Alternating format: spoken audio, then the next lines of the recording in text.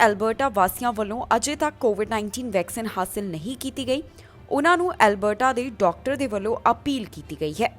ਜੀ ਹਾਂ, ਐਲਬਰਟਾ ਦੇ ਵਿੱਚ ਇਸ ਸਮੇਂ ਕੋਰੋਨਾ ਵਾਇਰਸ ਦੀ ਜੋ ਸਥਿਤੀ ਬਣੀ ਹੋਈ ਹੈ, ਇਸ ਦੇ ਨਾਲ ਹਰ ਕੋਈ ਜਾਣੂ ਹੈ। ਇਸ ਦੇ ਨਾਲ ਹੀ ਵੱਖ-ਵੱਖ ਪ੍ਰੋਵਿੰਸਸ ਦੇ ਮੁਕਾਬਲੇ ਐਲਬਰਟਾ ਦੇ ਵਿੱਚ ਵੈਕਸੀਨੇਸ਼ਨ ਰੇਟ ਵੀ ਕਾਫੀ ਘੱਟ ਹੈ। CBC ਵੈਕਸੀਨ ਟਰੈਕਰ ਦੇ ਮੁਤਾਬਕ ਐਲਬਰਟਾ ਦੇ ਵਿੱਚ ਸਿਰਫ 63% ਆਬਾਦੀ ਹੀ ਫੁੱਲੀ ਵੈਕਸੀਨੇਟਡ ਹੈ।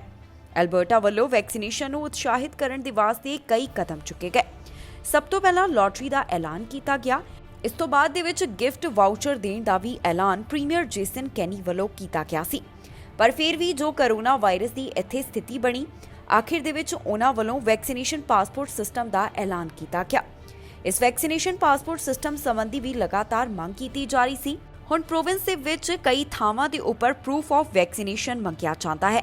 ਇਸ ਤੋਂ ਬਾਅਦ ਪ੍ਰੀਮੀਅਰ ਨੇ ਜਾਣਕਾਰੀ ਸਾਂਝੀ ਕੀਤੀ ਸੀ ਕਿ ਕਈ ਲੋਕਾਂ ਵੱਲੋਂ ਉਤਸ਼ਾਹਿਤ ਹੋ ਕੇ ਹੁਣ ਕੋਵਿਡ-19 ਵੈਕਸੀਨ ਲਗਾਈ ਜਾ ਰਹੀ ਹੈ।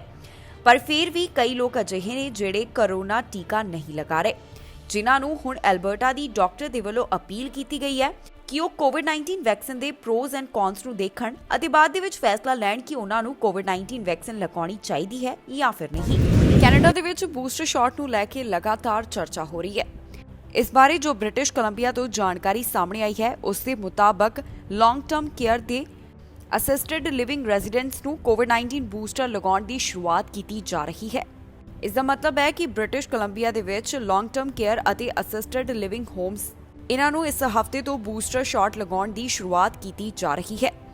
ਇਸ ਬਾਰੇ ਹੈਲਥ ਆਫੀਸ਼ੀਅਲਸ ਦੇ ਵੱਲੋਂ ਜਾਣਕਾਰੀ ਸਾਂਝੀ ਕਰਦਿਆਂ ਦੱਸਿਆ ਗਿਆ ਕਿ ਰਿਸਕ ਨੂੰ ਧਿਆਨ ਵਿੱਚ ਰੱਖਦਿਆਂ ਉਹਨਾਂ ਵੱਲੋਂ ਬੂਸਟਰ ਸ਼ਾਟ ਰეკਮੈਂਡ ਕੀਤਾ ਜਾ ਰਿਹਾ ਹੈ। ਇਸ ਬਾਰੇ provincial health officer doctor Bonnie Henry ਦਾ ਕਹਿਣਾ ਹੈ ਕਿ ਜੋ ਨਵਾਂ ਡਾਟਾ ਸਾਹਮਣੇ ਆਇਆ, ਉਸ ਦੇ ਮੁਤਾਬਕ ਕੋਰੋਨਾ ਵਾਇਰਸ ਦੇ ਖਿਲਾਫ ਤੀਸਰਾ ਡੋਜ਼ ਵੱਧ ਅਸਰਦਾਰ ਹੈ। ਇਸ ਦੇ ਨਾਲ ਜ਼ਿਆਦਾ ਦੇਰ ਤੱਕ ਇਮਿਊਨਿਟੀ ਬਣੀ ਰਹਿੰਦੀ ਹੈ।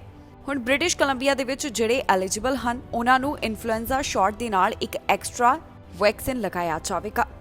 ਜ਼ਿਕਰਯੋਗ ਹੈ ਕਿ ਬ੍ਰਿਟਿਸ਼ ਕੋਲੰਬੀਆ ਦੇ ਵਿੱਚ ਇਸ ਸਮੇਂ 22 ਐਕਟਿਵ ਹੈਲਥ ਫੈਸਿਲਿਟੀ ਆਊਟਬ੍ਰੇਕ ਹਨ, ਜੋ ਕਿ ਲੌਂਗ ਟਰਮ ਕੇਅਰ ਅਤੇ ਅਸਿਸਟਡ ਲਿਵਿੰਗ ਫੈਸਿਲਿਟੀਜ਼ ਦੇ ਨਾਲ ਜੁੜੀਆਂ ਹੋਈਆਂ ਨੇ। ਫਾਈਜ਼ਰ ਕੋਵਿਡ-19 ਵੈਕਸੀਨ ਦੇ ਨਾਲ ਜੁੜੀ ਹੋਈ ਇੱਕ ਛੋਟੀ ਜਿਹੀ ਸਟੱਡੀ ਸਾਹਮਣੇ ਆਈ ਹੈ। ਇਸ ਸਟੱਡੀ ਦੇ ਮੁਤਾਬਕ ਫਾਈਜ਼ਰ ਕੋਵਿਡ-19 ਵੈਕਸੀਨ ਹਾਸਲ ਕਰਨ ਵਾਲਿਆਂ ਦੇ ਵਿੱਚ 7 ਮਹੀਨਿਆਂ ਅੰਦਰ ਹੀ ਐਂਟੀਬਾਡੀਜ਼ ਖਤਮ ਹੋਣ ਲੱਗਦੇ ਨੇ।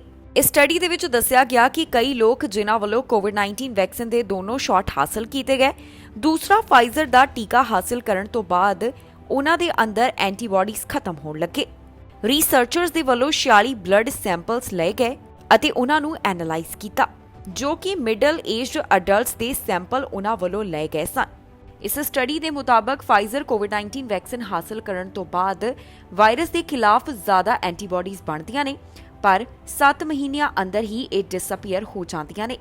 ਜ਼ਿਕਰਯੋਗ ਹੈ ਕਿ ਵੈਕਸੀਨ ਦੇ ਬਾਰੇ ਲਗਾਤਾਰ ਕਈ ਸਟੱਡੀ ਸਾਹਮਣੇ ਆ ਰਹੀਆਂ ਨੇ, ਜਿਸ ਦੇ ਵਿੱਚ ਅਲੱਗ-ਅਲੱਗ ਚੀਜ਼ਾਂ ਦੱਸੀਆਂ ਜਾ ਰਹੀਆਂ ਨੇ।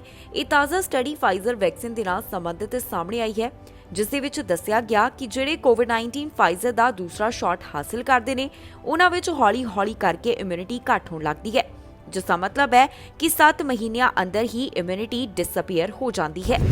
ਥੈਂਕਸਗਿਵਿੰਗ ਦਾ ਤਿਉਹਾਰ ਆਉਣ ਵਾਲਾ ਹੈ ਤੇ ਅਜਿਹੇ ਦੇ ਵਿੱਚ ਮਾਹਰਾਂ ਵੱਲੋਂ ਆਪਣੇ ਵਿਚਾਰ ਸਾਂਝੇ ਕੀਤੇ ਜਾ ਰਹੇ ਨੇ। ਇਨ੍ਹਾਂ ਇਨਫੈਕਸ਼ੀਅਸ ਡਿਜ਼ੀਜ਼ ਐਕਸਪਰਟਸ ਦੇ ਵੱਲੋਂ ਦੱਸਿਆ ਗਿਆ ਹੈ ਕਿ ਕਿਵੇਂ ਸੁਰੱਖਿਅਤ ਢੰਗ ਦੇ ਨਾਲ ਥੈਂਕਸਗਿਵਿੰਗ ਮਨਾਈ ਜਾ ਸਕਦੀ ਹੈ।